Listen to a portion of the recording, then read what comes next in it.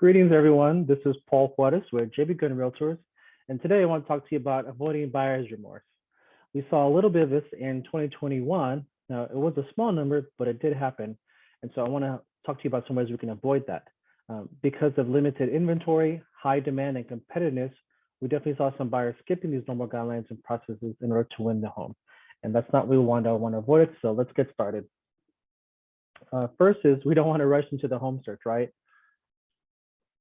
We want to find a place that fits your needs, and some owners that were surveyed wish they'd spent more time searching for the home.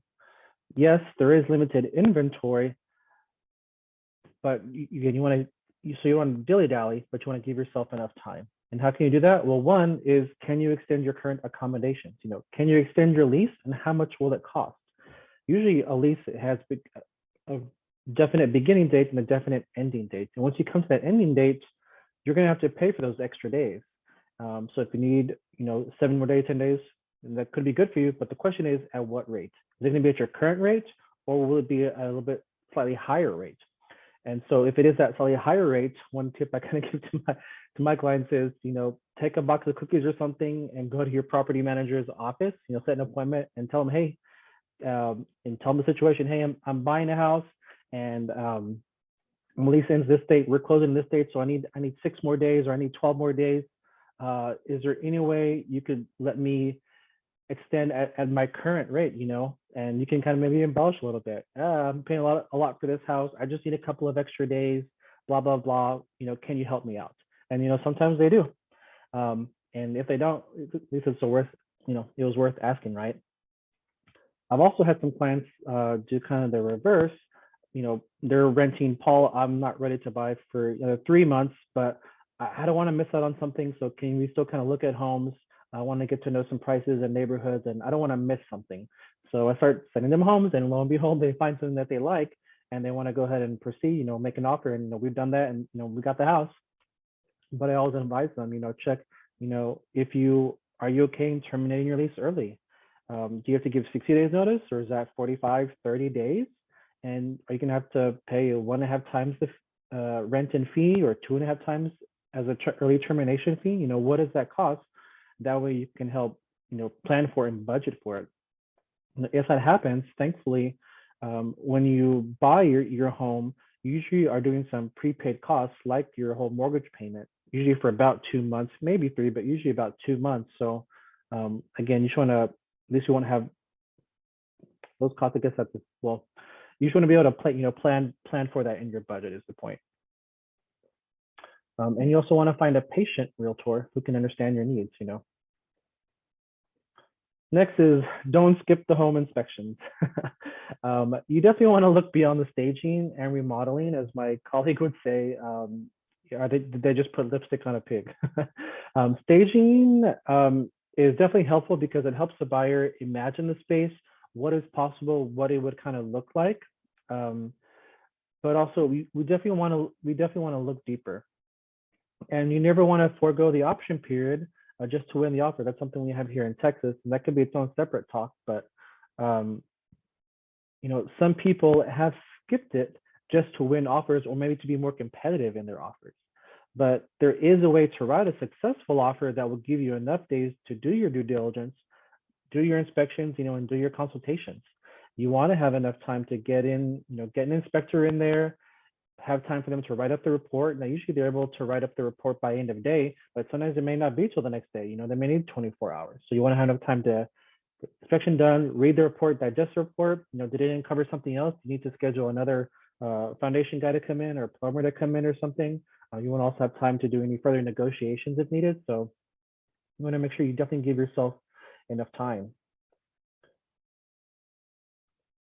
And then by brushing it off, you could risk future headaches that could cost you far more than the price of an inspection. When you look at the home, you also see what systems were serviced or repaired, or maybe what structures or systems were replaced, and what's the lifespan on that, or how much warranty are you going to get on that new piece of equipment. And you definitely want to have a list of recommended inspectors. When I'm working with my clients, I give them early on a list of recommended inspectors as a jumping off point, and I encourage them to call them. Ask them, what do you cover when you do an inspection? What don't you cover? And do I have to pay extra for that extra thing? What is your pricing like? What's your schedule in a, scheduling availability? If you're in a 5-day option period, you want to make sure they can be able to go out within that time, and again, have the time to do the inspection, get your report and everything else. So you definitely want to do that. And last is, there's something called the clue report. I've been forming my own team of insurance people that I've been working with, and because of one of the relationships I have with them, they're willing to give the buyers a free clue report. And that is a report on the claims history on a property. So for example, did they make a claim on a new roof, 3 years ago, and oops, they didn't disclose that on their sales disclosure. So the one you'll know about, and you can go back and talk to them. Hey, did you forget this? Were you trying to hide something? Tell me more. Tell me more. So it's definitely very helpful to my clients. Next is, you want to drive around. Seems simple, but it's important. At the end of my tours, my clients, once they're done touring the home, I always encourage them, hey, let's drive around the neighborhood. Let's see where that park is. Let's see where that pool is. As you're going to the home, what's it like there? Try also maybe driving from work to that new home. Try driving during rush hour, and what was it like? Can you, handle that 5 days a week? Assuming you're still going to the office. Yes, and then what is it like on the drive-in? What did you see? Was it a pretty nice drive-in, nice community entrance, or did you see some shabby shacks, as you come in, or something, or something that wasn't as pleasant? And what stores, restaurants, and entertainment are nearby? You probably want to have a grocery store that isn't too far away. And what things are important to you, and is that within a reasonable distance for you? You also want to take a walk or drive around the neighborhood. I kind of already mentioned this. So you want to, what do you hear? I've had clients tell me they don't like the sound of the highway nearby, or they don't like the look of the neighborhood. What do you smell? I was just hearing it from a colleague about a neighborhood that is closer to a landfill, so what do you smell? And are there other people doing outside activities? Could you see yourself among them? If you have children, could you see themselves, there's some other kids maybe to play with them, or, just what's that experience like? And definitely talking to neighbors. And if you're shy, I'll do that. I'll do that for you. I do that for my clients. I encourage them, hey, let's go. If they have a question about something, or whether leasing or you're buying, I'll go knock on that neighbor's door, and I'll ask, hey, I'll introduce ourselves, tell them what we're doing, and, ask them, how is the neighborhood? How's it been living in the neighborhood? What is the HOA like? What are the schools like, etc. Is interesting. There was a survey done in November 2021 among 651 millennials, asking them, what would convince you to buy a home sight unseen? And some of their top responses, as you can see, was 56% said the home was listed at a great price, or the home was a new build with no previous owners. Well, just because it's new doesn't mean you shouldn't have an inspection. I always encourage clients to, if they're buying a new build, to have it inspected. Yes, the builder's going to do their inspections, probably 2 or 3 as they, from the ground up. But to me, you definitely want to have your own third-party independent inspection, and you want to do that before you close. And anything that wasn't done up to snuff or is missing, get that done before you close on the house. And of course, you can see some of the other things said there. Next is, can you afford the maintenance and upgrades? Sometimes there are larger homes and maybe a larger lot size, so that may require more time and cost to you. Does it have a pool or a hot tub that requires you checking the chlorine levels and having it cleaned, etc.? Is it a larger lawn? Is going to spend more time cutting that lawn, maybe a little bit extra gas. Mine's electric, but extra time cleaning gutters. I grew up kind of being on some roofs and never bothered me, but once I try to climb I have a 2-story house, and I climbed my roof. Once I got to the top of that ladder, it was a bit scary. And once I was actually on that roof, I was like, I don't think I want to climb up here again. So, if I need to have my gutters clean, or somewhere I want to put Christmas lights, I think I'm going to hire someone to do that. I'm actually right now trying to hire someone to clean my gutters. Trimming large trees, or again, maybe cleaning services. So you want to make sure you can afford that maintenance and upgrades. Next is, know your budget and sticking to it. You don't want to be house poor. It's always a good idea to get a mortgage estimate from your realtor or lender. Your lender will definitely qualify you to make sure you can afford it. and they will help make sure you stay within a certain debt to income ratio.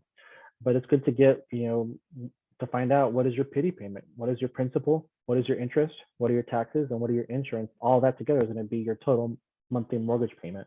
So for my clients, among other things, when we were making an offer in a house, I'm doing a market analysis and we're talking about offer price and strategy, but I also give them mortgage estimate and say, hey, show them, a report. This is what your monthly mortgage is going to be. This is what your estimated closing costs are going to be. And that way, to make sure they're comfortable in paying that amount every month and know what they're getting into. Your lender can also do it as well, but definitely important to have. And you also want to factor in any monthly or quarterly HOA dues, particularly maybe if it's in a condo or a townhome. Those may be a little bit higher. So again, they can be low or they can be high. If it's high, what does it include? Does it include water? Does it include the lawn maintenance? But yes, a condo or townhome is also going to include, or even just a house with the HOA, it's going to include, some fees to help pay for the maintenance of the common areas, the pool and the playground, et cetera.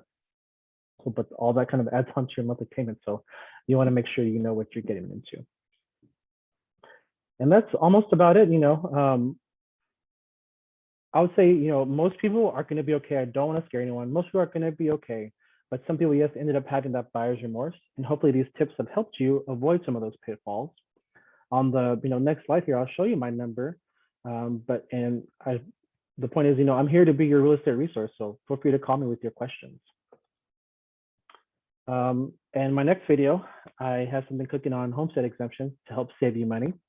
And last, again, please share this video with anyone who could benefit from the info, or share my number with them, or give me their number. I'm happy to reach out to them. Remember to friend me on Facebook, connect with me on LinkedIn, and subscribe to my YouTube channel for other great tips.